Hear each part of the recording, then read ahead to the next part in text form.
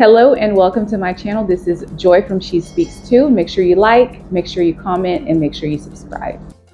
All right, so in this video, this is going to be a Liberian story time of the driver from hell. So I hope you guys are ready. You guys said that you love my story time, so I'm going to give it to you raw, unfiltered. I'm going to tell you the truth, even if you think it makes me look bad. I actually don't care. I need to tell the truth, and I need to tell my story of this driver from hell.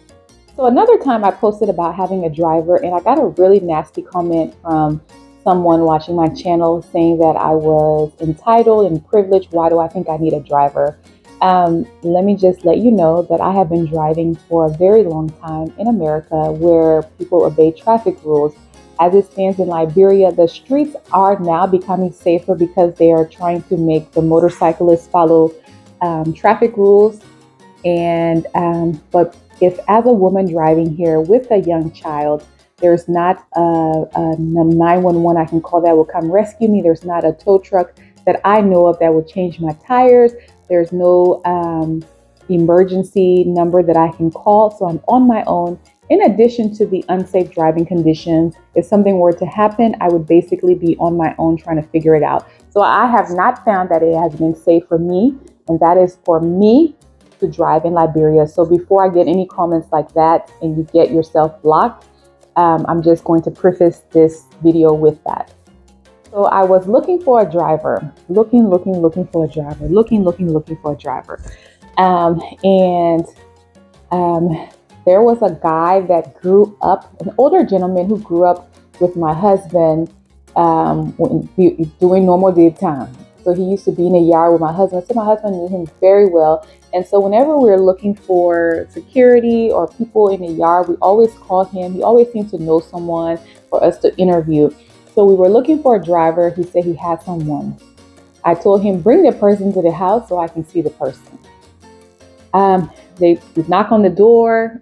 My security knocks on the door, lets me know that I will call him Paul, has brought someone. We will call the driver Michael. Paul has brought Michael, so for you to interview, so please come outside. I go outside, Paul is there, and Michael is there. Michael looks like he's about 12 years old.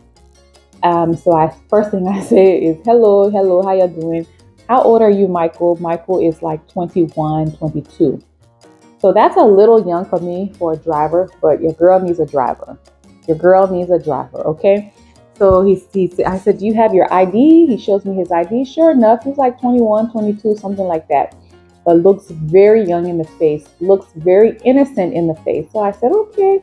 I said, tell me who you've driven for before. He said he used to drive for his auntie.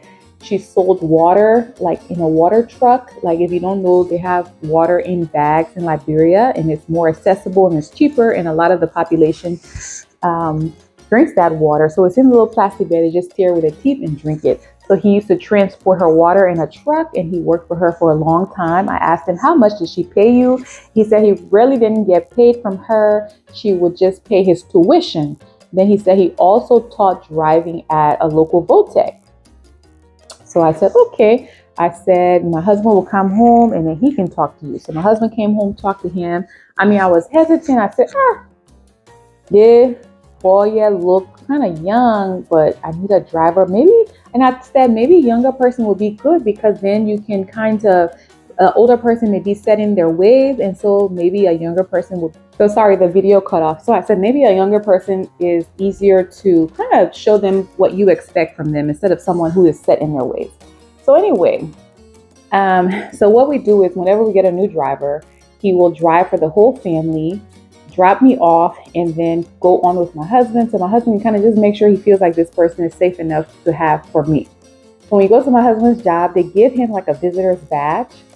And he took the visitor's badge, never returned it, and started wearing it. He wore it for weeks as if he was like an employee for my husband. Mind you, he drove for my husband one day and then was driving for me the rest of the time, and did not return the people's visitor's badge, which is a requirement, and was just wearing it randomly.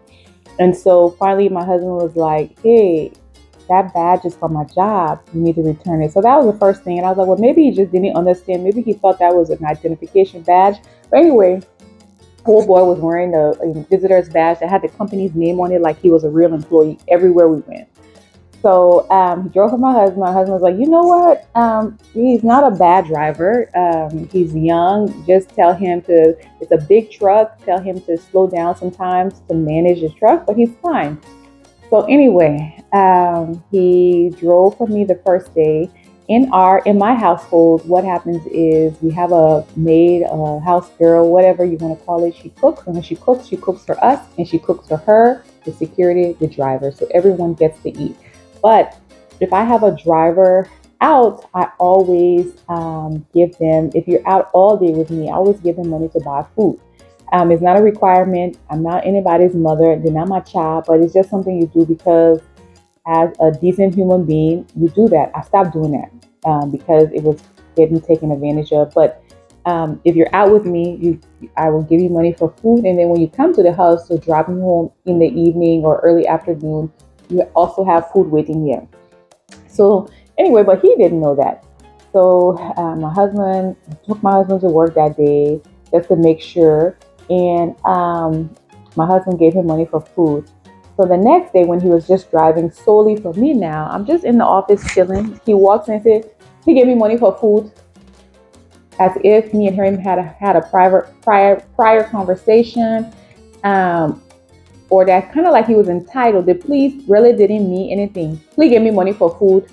So I was a little taken aback, but I gave him money for food. I was like, well, maybe he's hungry. But to just bust in someone's office, walk straight back and say, please give me money for food. And I gave it to him. So, little things like that kept happening. What else did he do? Oh, that same day he comes and said, I need a charger. My charger's full. Let me charge you my phone with your charger.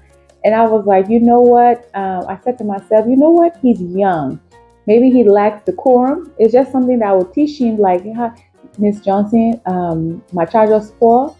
Can I borrow your charger, please? Is it okay? So there's a way, nothing wrong with me sharing my charger, but there was a way that he was asking. I said, and so that bothered me. And like I said, this video is about my experience, what I went through. So it kind of bothered me. I said, but you know what?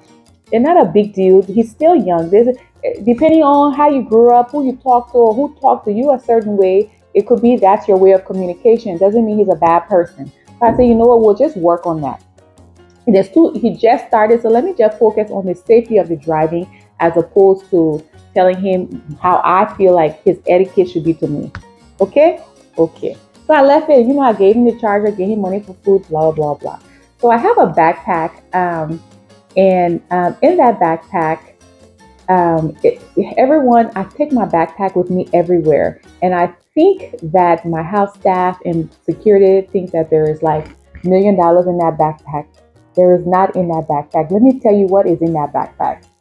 So in this backpack, when I was first coming to Liberia, my aunt wrote me a note, and a handwritten note, and sent me a new Bible. She said that she was in church and the Holy Spirit said that take this Bible to Liberia and carry it with you wherever you go. So in this backpack, I have my Bible. I have medications for, let's say, allergic reaction. I have medication, an EpiPen for allergic reaction. I have medication for Sienna for stomach ache, fever, and I have the same for me because there is no, this is my other phone going off. There's no Walgreens, and there's pharmacies around, but why when I have the medications that I prefer? So nothing very, very special in that backpack, and a couple of other little things, but nothing in that backpack. But anyway, I take that backpack with me everywhere. When I go in the grocery store, it just stays in the car with the driver. It has things, essentials like sunscreen, it has bug spray, just little things. However, I could see how if you saw a woman who leaves the house every morning with a backpack, you would wonder what is in that backpack and be curious to go in there. So you guys are getting to, I need to turn that phone off. Hold on just a second. All right, so I have something in the backpack that one day I'm looking for. I'm looking for the backpack. And the thing about the backpack is I have a little suitcase lock that every now and then, if I don't trust who I'm around, I will put the lock on the backpack. but I just had gotten really lax being in Liberia with having no problems. So one day I'm looking in the backpack, and I'm, oh, before we even talk about the backpack, one thing I did notice was I told him, I said, primarily what you do is you're going to take me to drop Sienna. We're going to drop Sienna off to school. I'm going to go to my mom's office. I'm going to be there. We pick up Sienna around 3 something. We come back home. I said, but there will be times that I may have an event or something where I'm out later. And for later for me, because I'm not really a big partier, it's probably like 8 or 9. Is that okay? Does that work? Oh, yeah. That works. So that was the first thing. So I started noticing, like, my mom's sister came in town. We went to see her. We probably stayed there till like 7. I got to notice, like, times like that, he would, like, the attitude when I got back in the car would be too much. And I'm like, it's 7 o'clock. Like, I went to visit a family member. You're a driver. You're driving me. That happens. They got some people who they drive us stay up to like 2 in the morning because you deal with that person, and that's not the case with me. So I started noticing the attitude. But I say, you know what? If this doesn't work for him, he can quit. So now let's get back to the backpack. So I can see why a backpack like that would be tempting for Liberian hands, especially. You can leave. So in Liberia, the thievery is to another level. The only thing I can leave out that nobody will see is a book. You leave anything else out, that you can go on it. So, I'm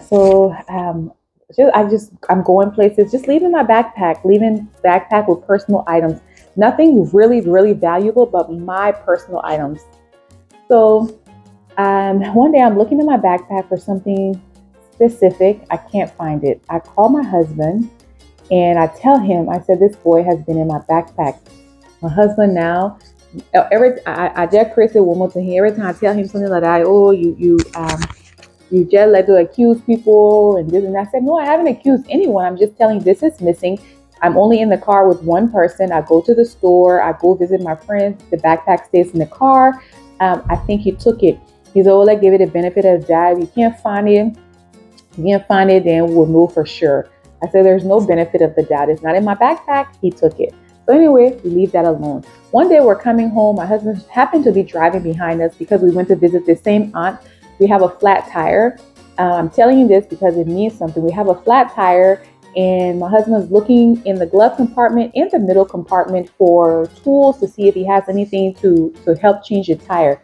Keep that in mind. He looked everywhere, glove compartment, middle compartment. And I have the flat tire. My husband's driving behind us. So anyway, we don't, the driver's driving the car and we're driving behind him, but we're looking for things in the glove compartment and the middle compartment. All right, so my husband's thinking we can't fire him because in his mind, we don't have enough evidence. So from that point on, everywhere I go, I lock him out of the car. If I go to watch Sienna's soccer game, I ask him to lock the car. I take my key because I know he took it. But because my husband is saying, give him the benefit of the doubt, I said, okay, other people lock their drivers out. I just haven't been one of those types of people. I just let them have the car wherever I go. So wherever we were going, I lock him out. Even if I went to the grocery store, I locked him out, took my key. He waited. When I got back in the car, he opened the door, then he would get in the car. So that was going on. And I could tell that he was getting madder and madder about that. But you stole from me. I just can't prove it, but you stole from me. So I kept locking him out. So finally, I locked him out for like 3 days. So probably started locking him out like Wednesday, Thursday, Friday, Saturday. Monday, I had a dream that the thing that he stole showed up. Monday, I'm walking in the house. On the dining room table is the very thing that has been missing for like a week. And it's like a ghost appearing. I'm like, what? So the house girl, we'll call her Christine, says, oh, Michael, the driver, said he found it. I said, where did this come from? She said, oh, Michael, the driver, said he found it. So I called my husband. I said, come see on this table here. So my husband picks it up. We go outside with Michael. My husband said, where did you get this? Where did you find it? Oh, I found it. My husband said, when? And you could see him, Michael, now trying to process what he should say. I found it long time. So he said, but you found it long time. Where you found it? He said in the back seat of the car. It was just in the back seat. So he said, but why you didn't give it to us? Oh, I put it in the middle compartment. My husband said, that's a lie. You didn't put it in the middle compartment. That day when the tire was flat, we looked in the middle compartment, me and you. It was not in there. So I'm just looking at him, looking at my husband. So you say you find it in the middle compartment. You find something that you've never seen before. It's electronic. It doesn't belong to you. Then you say you for 1 week now you put it in the middle compartment. So why now after a week now you're returning it? It's only because you've been locked out of the car and in the Hassan, mind you. And now you know from what I'm doing that I know you stole. So now you're returning the item.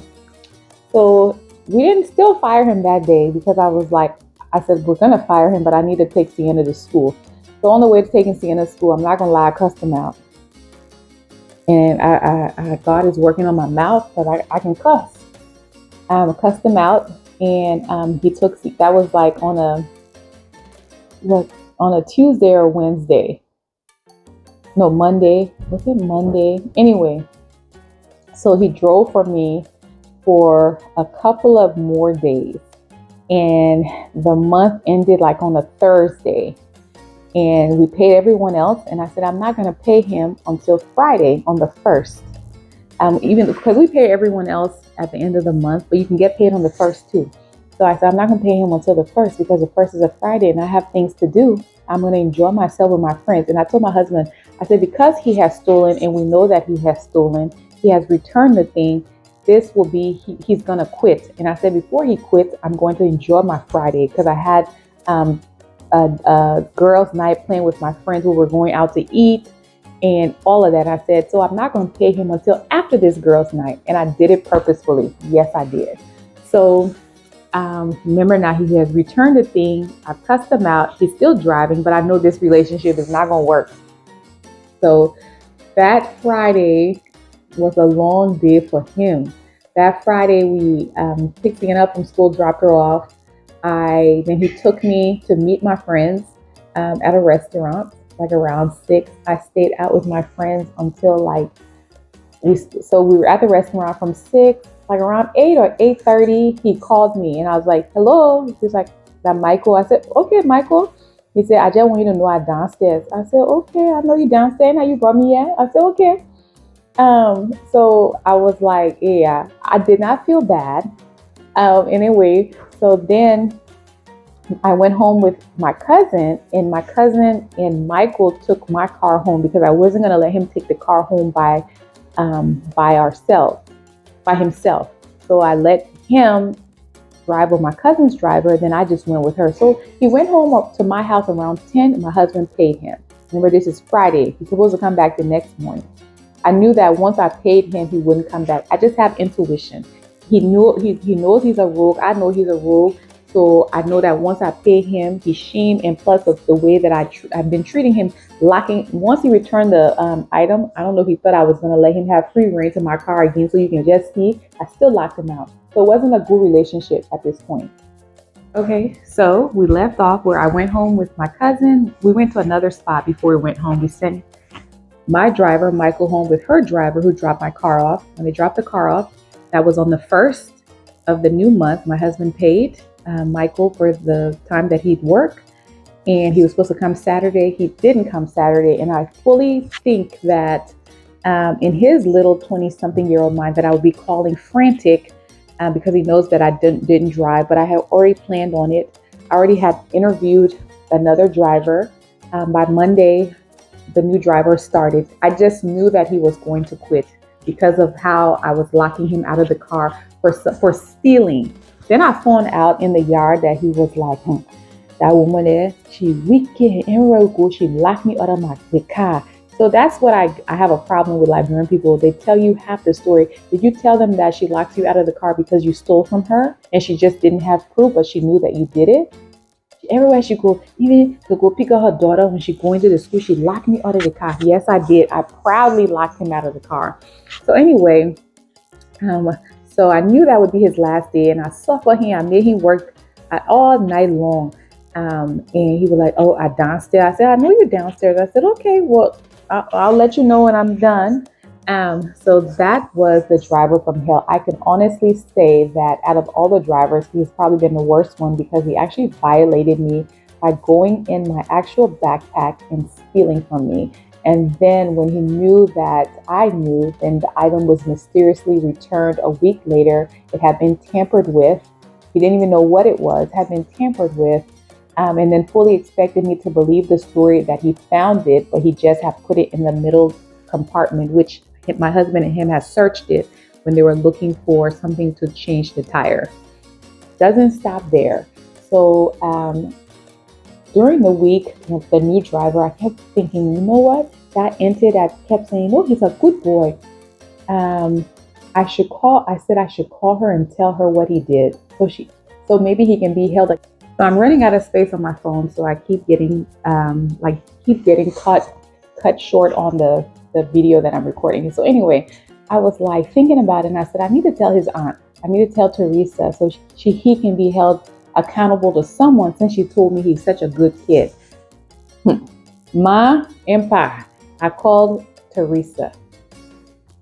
Same number. The woman answered is somebody else. When I told him to give me Teresa's number, and he said I don't have it. He said I don't have Teresa's number, and I said, but I Inte, you say you work for her. I won't call to verify everything you're telling me. This is when I was hiring him. He said, "Oh, I will go get it and I will give it to you." So he went and talked to someone else, told them what to say, and called me and said, "This is my auntie's number." So when I called this person back, she had totally forgot. I said, "Hey, can I speak to Teresa?" She said, "No, Teresa, yo, this is so and so, same woman." I said, "Yeah, this is not Teresa." She said, "No." So he had lied. And that should have been a red flag. You say you work for your auntie, you close to your auntie, you coming for a job. I said, "But give me your auntie number." "Oh, I have it with me on my other phone and this, all kind of story. Turned out that woman was not the person that he said. Her name wasn't even Teresa. Another part of this story, y'all might find it funny. One day I'm in Sienna's school watching her play soccer. He had dropped me off and he's with the car. He calls me, "Miss Johnson, I need to use the bathroom. I need to poo-poo. He gave me money." So I said, "Give you money to poo-poo? What? Oh, I won't go to the market. I need money to poo-poo." I said, I said, "You got to figure that out. I don't know anything about paying money to go poo-poo. You have to figure that out." So it was just weird occurrences, and always trying to get money. So anyway, that is the story. Driver from hell. Do your due diligence.